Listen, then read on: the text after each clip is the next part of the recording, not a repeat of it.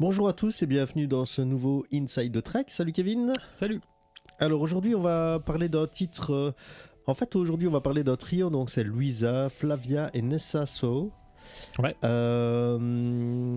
Et c'est un titre que j'ai fait il y a déjà quelques temps et que toi tu as mixé plus récemment, donc du coup tu as des idées parfois un peu plus claires que les miennes. Peut-être. Alors d'abord je vous invite d'ailleurs à aller écouter le clip, d'aller écouter l'audio et voir le clip. On va mettre le petit lien ici, carrément, dans la description aussi, ouais, voilà. tout ça. Ouais. Comme ça vous verrez un peu de quoi on parle, ce sera plus sympa pour tout le monde. Ouais. Et donc donc j'ai un peu regardé ce que j'avais fait avec un peu de recul ici maintenant là avant de lancer ce podcast, enfin ce Inside the Track. Et je me suis rendu compte qu'en fait il y avait très très peu de pistes instru en fait dans ce titre. Ouais, c'est ça, beaucoup de voix et de percussions en fait. Voilà, beaucoup de percussions et beaucoup de voix. Mais alors même au niveau des instrus, on s'est rendu compte, regardez, je vais vous montrer ici, donc ça c'est toutes les pistes de batterie, vous voyez tout ça ici. Et ici c'est enfin si vous nous suivez, c'est des percussions aussi, c'est des genres de... c'est des sweeps, des trucs comme ça, c'est des trucs qui donnent un peu de relief dans la chanson. C'est de l'habillage sonore quoi. Voilà, c'est de l'habillage. Donc ça fait ça. Ici en instru on a juste un petit écran comme ça. Et alors vous vous rendrez compte tout à l'heure, mais en fait il y a beaucoup d'instruments percussifs aussi. Tout à fait. Beaucoup de maillets, tout ça quoi. Voilà, de marimba, de plug et ce genre de trucs. Et puis alors à la piste voix, là il y en a un tas. Hein, je vous montre tout ça. Notamment parce que en fait Nessa est venue ajouter un pont musical de façon un peu plus rap, etc. Et donc on a mis plein de doublages de voix, etc. On vous montrera ça tout à l'heure. Donc voilà, si on commençait. Bah ouais, vas-y, écoute. Alors, moi je vous parlerai bien d'abord de la partie batterie qui est assez fournie. En fait, il y a très peu de layering. Il y a juste la snare A et la snare B, hein, donc je vous fais juste écouter la snare A qui est en fait un side stick. Et la snare B qui est une vraie snare en fait. Il fait exactement la même chose, c'est du layering, si on met les deux ensemble. Voilà. Ouais. Donc le côté rime, ça rajoute en fait un peu d'attaque. C'est peut-être pour ça que j'avais fait ça. Ouais, tout à fait. Puis ça rajoute un côté un peu latin finalement au côté percussif. Ils utilisent beaucoup de rimshots dans tout ce qui est un petit peu reggaeton et tout ça quoi. Voilà, bah ici c'est typé vraiment reggaeton. Hein. Le kick très standard hein, sur les temps. Avec la croche pointée, c'est ça? Voilà, c'est ça. Donc ça c'est vraiment le tumka, très typique du reggaeton. Reggaeton à mort. Je vous rajoute les différents instruments de peau, de clap, tous ces bazars là. Et donc sur leur face ça donne un truc comme ça.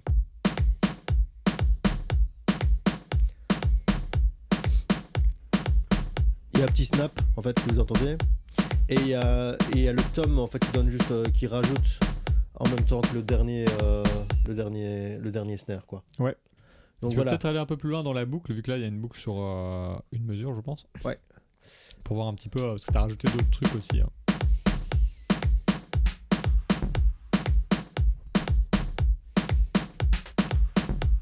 Voilà, ici c'est pour donner vraiment du mouvement. C'est ça, ouais. T'as rajouté des petites snares sur les contretemps et voilà, tout ça. C'est vraiment pour rajouter du groove, quoi, en gros. C'est ça.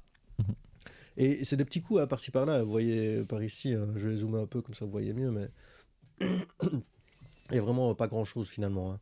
C'est vraiment chaque fois des petites touches. À côté de ça, dans ce titre, il n'y a pas du tout de charlet. J'utilise que des shakers.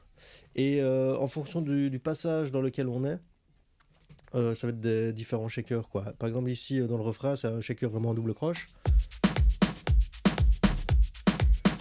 Et par contre si on prend un couplet dans le deuxième couplet ici, si je vous prends la boucle, ce sera plutôt des petits contretemps. Vraiment comme un Charleston finalement, mais qui a un son plus adouci quoi, vu que c'est un shaker quoi. Et alors si on va plus loin dans le couplet, hop. Ah oui, j'ai pas parlé, pardon.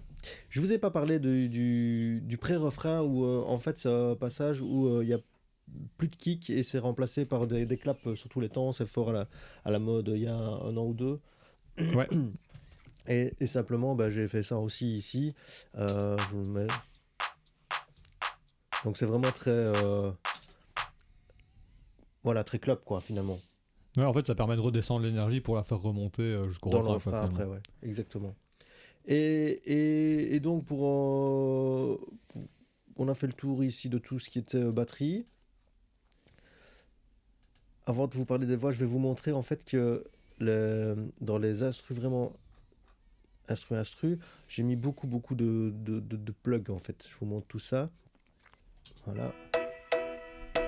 Donc là, je vous ai mis tous les plugs ensemble. Ouais.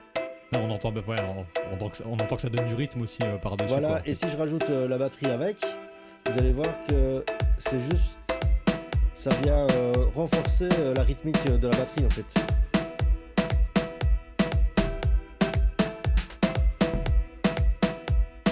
Et en effet, on a les maillets et les plugs qui tapent en même temps que la snare en fait. Voilà, c'est exactement ça. Et là, c'est pratiquement déjà la moitié des instrus. Hein. À côté de ça, il y a encore d'autres instruments qui sont rythmiques. On a par exemple ce son-ci. Hop. Qui va marquer en fait les changements d'harmonie qui sont parfois anticipés. Ouais. Ici par exemple. Il vient avant le temps. Là, il vient sur le temps. C'est pour aussi donner une rythmique. C'est pour que ce soit moins carré en fait. Ouais, ok. À côté de ça, on a un petit marimba qui fait des petites croches. Je vous le mets en tout seul. Attendez, hop. Évidemment, on va y arriver. Hop. Voilà, qui fait un espèce de petit tic-tac. Ok, je vous le remets dans tout.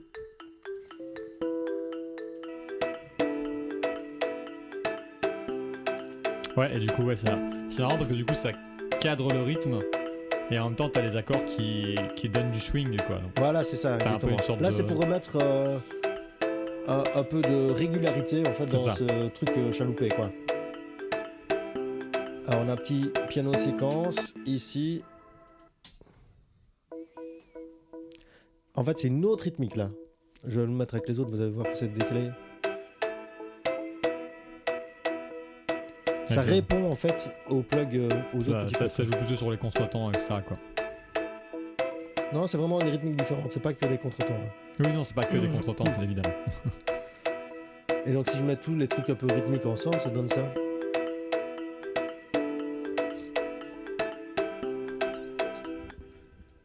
Voilà, alors, à côté de ça, on a quand même des sons pour lier un peu la sauce. Et j'ai quelques pads du coup, mais pas beaucoup en fait. J'ai un chat dans la gorge. Tu te rends compte. Alors, donc, on a ce premier pad qui vient depuis le début du morceau, lui, qui est une espèce d'orgue planant. Ouais, du coup, ouais, ça remplit un peu l'espace. Et lui qui va faire vraiment des notes très longues et très tenues dans l'harmonie, quoi. Ouais. À côté de ça, on a un doublage avec celui-ci. Ouais, lui qui va aller plutôt dans le haut du spectre, voilà. Du coup, vraiment pour essayer de remplir. Voilà, et les deux ensemble, ça nous donne ça. C'est ça. Alors, à côté de ça, on a un petit string. Volontairement, il a un son un peu saaté, tu vois. Ouais, il a un son un peu crasseux. Ouais. Voilà, c'est ça. Et on a ce que j'appelais le son sun qui apporte un peu des couleurs ensoleillées parce que ok. Ça me faisait penser un peu au soleil, je sais pas pourquoi. Ok. C'est solaire, tu vois, non. Ouais, j'aurais pas dit solaire, mais je comprends ce que tu veux dire. Voilà.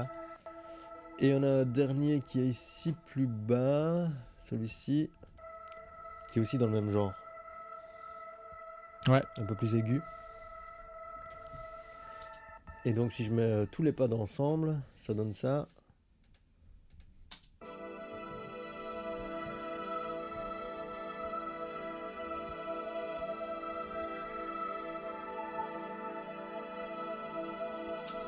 Ouais, du coup, ça donne un côté assez ouvert aussi, tout ça. Voilà, c'est marrant parce que ça fait très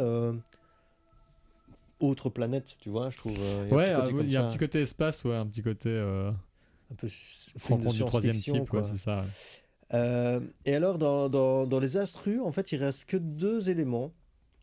Il reste la basse, dont on n'a pas encore parlé, qui est une simple basse. Vous allez voir tout ce qu'il y a de plus basique, qui Ouais, fait tu en n'avais fait... même pas les yorés d'ailleurs cette fois, je Non, pense. pas Hein. cette fois-ci, non. Et donc, dans le refrain, elle fait ce genre de truc.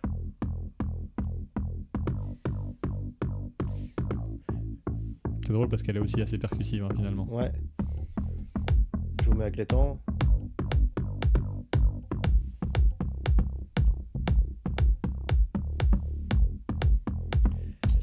Et par contre, dans les couplets, pardon, elle est beaucoup plus basique. Voilà. Ouais. Et là, elle suit. Vous vous souvenez du petit pad qu'il faisait avec des anticipations? Eh ben, Tout à en fait. fait, elle suit ça. Elle suit l'harmonie quoi finalement. Ouais. Et c'est la même basse, hein. C'est hallucinant parce qu'elle n'a pas du tout le même rôle finalement. Ah, c'est marrant parce qu'en fait quand tu la laisses se développer, le son est un chouïa différent de quand tu joues Alors, ça, quelque chose de plus rythmique. c'est Quoi. le plugin qui était fait comme ça où, en Ouais, fonction tout de à la fait. vélocité que tu tapes, le C'est son, souvent comme ça les synthés, ouais. il y en a beaucoup qui font ça. Ouais. Ouais, c'est très très pratique parce que ça te permet de pas les chipoter dans tous les boutons modulation, tout ça. Tout à fait. Quoi. Et alors le dernier élément, c'est le petit lead. En fait, il y a un petit lead dans la chanson qui fait ceci.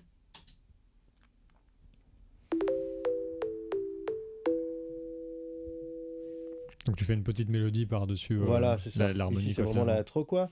Et alors, il y a un moment donné où je la layer avec ce son-ci. Je vais d'abord vous faire écouter le son tout seul, qui fait ça. Il y a un petit côté aussi enfin tu vois, style drums, quoi. Ouais, tout à fait, c'est vrai. Et si on met les deux ensemble, ça donne ça.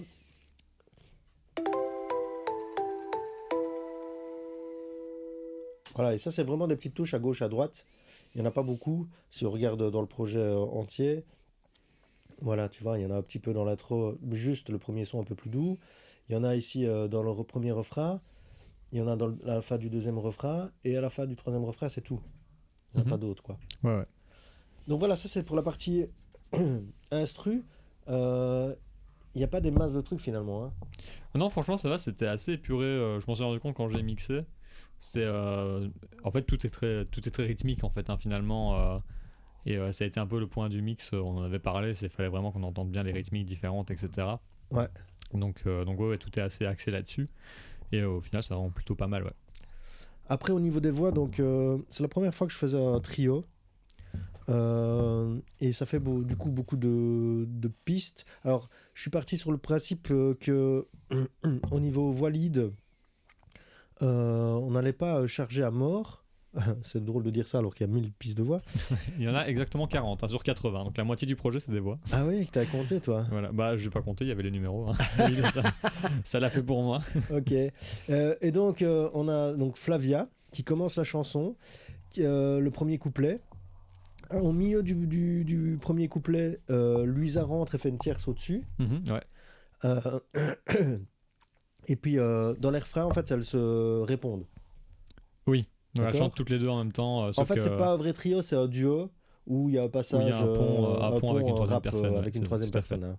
Donc j'ai simplement fait une deuxième voix aiguë pour les deux filles dans le refrain, sauf que je les ai toutes les deux doublées et mises l'une à gauche et l'une à droite. Ouais.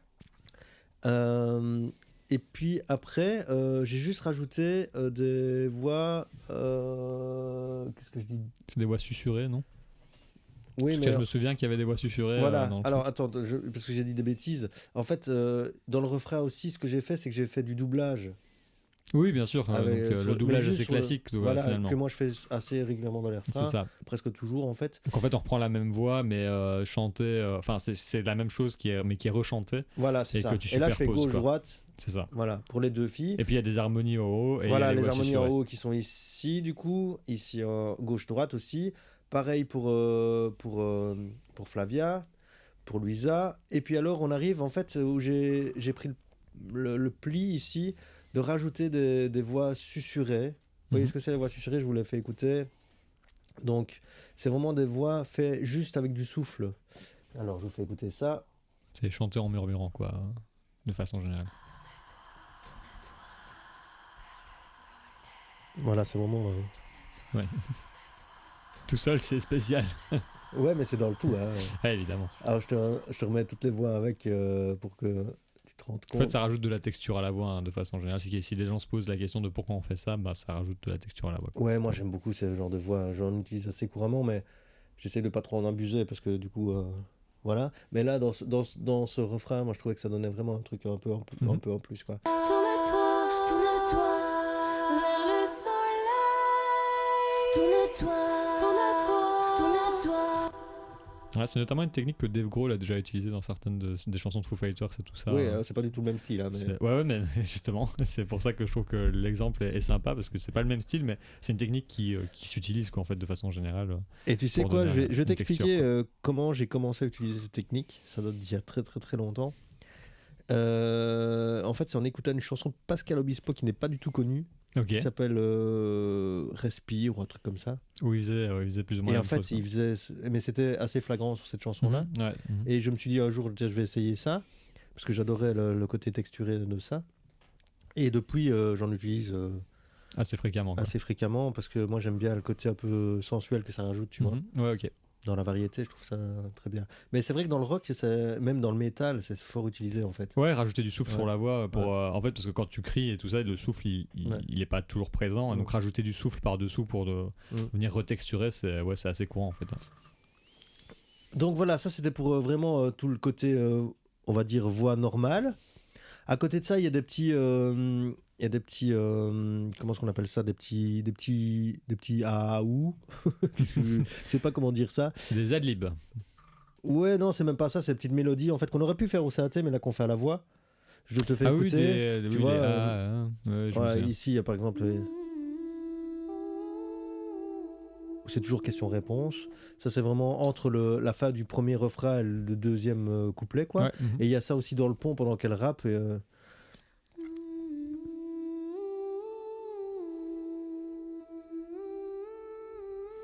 Elles se répondent aussi, tu vois. Et ici, on fait ouvrir carrément la voix parce que le pont doit pour faire s'ouvrir de remonter plus en le pont, plus, ouais, quoi. tout à fait. Un peu comme si tu modulais un synthé, quoi, finalement. Voilà, exactement, c'est exactement ça.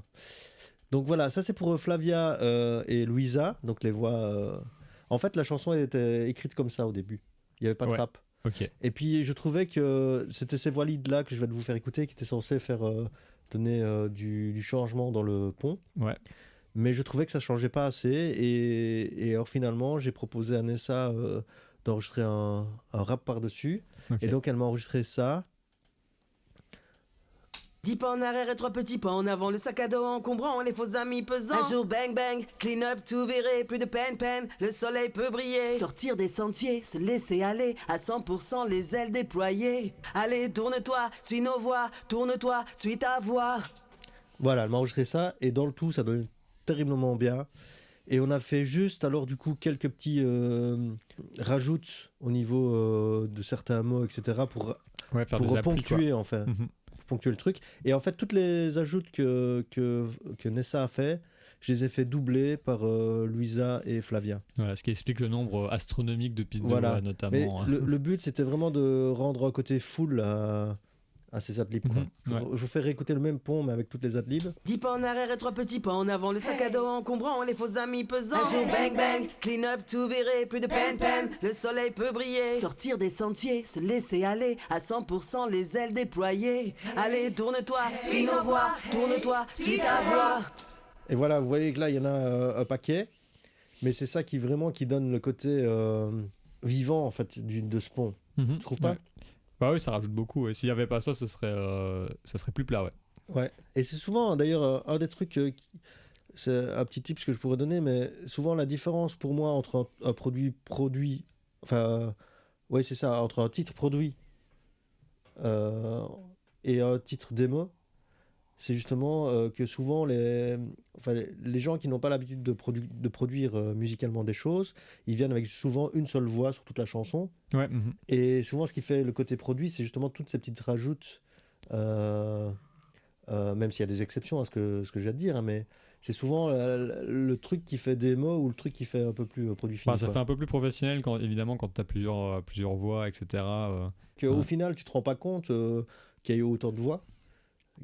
Quand tu écoutes le tout, toutes les voix dans le morceau, tu te dis pas il y a 40 pistes de voix. Non, en effet, ouais, voilà, c'est ça exactement. Voilà. En fait, quand tu le sais pas, bah, tu peux pas te douter qu'il y a autant de pistes derrière. Ouais, en effet. Mais si je te fais écouter le morceau avec. Si tu enlèves les doublages et les chœurs et tout ça, évidemment, Voilà. ça Ben, fait moins produit fini, voilà, on est d'accord. c'est ça. Tout était là-dedans. Donc voilà, j'espère que vous avez appris des choses. Est-ce que tu veux, toi, rajouter un truc par rapport au mix ou pas du tout? Non, pas que je sache. Pas que je sache. Ça s'est assez bien passé, le mix, je crois. C'était assez naturel. Moi, je vais quand même rajouter un petit truc par rapport au mix, c'est que tu as fait une première version du mix sans avoir écouté la mise à plat que j'avais faite. Ouais. Et c'était ultra différent de ce que moi j'avais imaginé. Et Ouais. alors, c'est pas en mal, parce qu'au final, il y a quand même des choses qui sont restées dans le mix final C'est ça. que j'avais pas imaginé moi, parce que toi, tu avais mis des choses en avant que moi j'avais mis en arrière. C'est ça, et mais en inversement. fait, moi, tu m'as envoyé le projet, je l'ai découvert une fois et j'ai fait comme moi je pensais, ce qui devait ressortir était devant et ce qui devait pas ressortir était un peu plus à l'arrière. Et bon, après, on a fait une sorte de compromis. Voilà. Bah, c'est pas vraiment un compromis, c'est plus il y a des choses que tu as aimé dans la première version Voilà, que j'ai c'est ça. gardé finalement, et puis j'ai écouté ta mise à plat pour les choses que tu n'avais pas aimé pour essayer de me rapprocher de ce que toi tu voulais. Quoi. Mais au final, si tu n'avais Finalement. pas fait ça, on n'aurait pas le mix qu'on a maintenant. Ouais, en effet, ouais. Et donc ça, c'est super intéressant, c'est de finalement laisser s'exprimer le mixeur, et qui lui peut donner une dimension totalement différente. C'est ça, mais alors, après c'est quand même aussi important d'essayer de rejoindre les envies du client quelque part, sauf si les envies du client sont pourries, hein, évidemment. Mais ouais, du coup moi je suis content quand même que tu m'aies dit oui, mais il faudrait quand même que tu réécoutes ça pour que ça se rapproche un peu plus, comme ça on a vraiment un truc qui à la fois, toi t'es content de ce que ça donne, et moi je suis aussi content de ce que ça donne quoi finalement, et je pense que ouais c'est pour un mieux quoi. Donc voilà. N'hésitez pas à aller le réécouter plusieurs fois, le lien est ici dans la description, on va mettre un petit i là avec tout ce qu'il faut. Ouais, si j'y pense je ferai ça. Ouais, si tu vas y penser, tu vas le faire. Ok. Faudra que tu me le rappelles alors, parce que Voilà, mais je te le rappelle là maintenant déjà, tu vois. N'oublie pas ouais, de mais mettre me le petit i. rappelle-le-moi plus tard aussi. Et ouais, de toute façon, il y aura les liens partout, on pourra aller l'écouter. Moi, je vous conseille évidemment d'aller. Alors, je dis ça en fin de vidéo, c'est débile, mais allez écouter la chanson avant de regarder la vidéo. Mais si, je l'ai dit au tout début de toute façon. Oui, pas de souci. tu l'avais déjà dit. Eh ben, Et du coup, voilà. Sur ce, je vous souhaite un bon appétit et salut. ciao.